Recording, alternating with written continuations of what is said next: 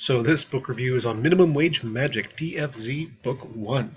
So this is from Rachel Aaron. She had a previous series called The Heartstrikers, or Nice Dragons Finish Last. I forget what the actual name of the series is. But yeah, that's sort of in this. Well, it's definitely in the same universe as this. We're about 20 or 30 years, it seems like, after the close of that series when we opened this series. It's not essential to read the previous one, but it is, I think, helpful. You'll see some of the same background throughout the story.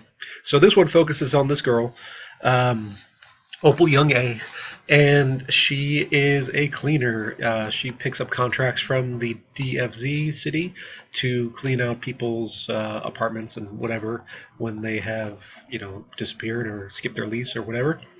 And she discovers interesting things. It's sort of like the magical version of Storage Wars. So there's a bit of that element in there, which is kind of amusing if you like those kind of shows.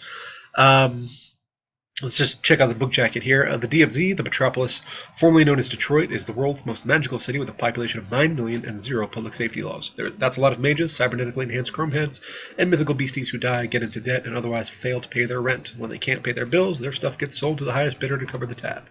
That's when they call me. My name is Opal Young A, and I'm a cleaner, a freelance mage with an art history degree who's employed by the DFZ to sort through the mountains of magical junk people leave behind. It's not a pretty job, or a safe one. There's a reason I wear bite-proof gloves.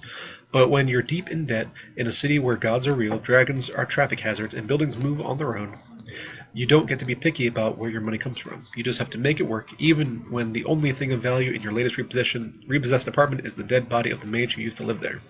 Author's note, this is the first in a new series set in the same universe as my Heartstrikers book. But you don't have to read those stories to enjoy this one. Minimum Wage Magic was written to stand by itself, so if you haven't read the others, don't worry. I wrote this book with you in mind. I hope you'll give it a try, and thank you so much for reading.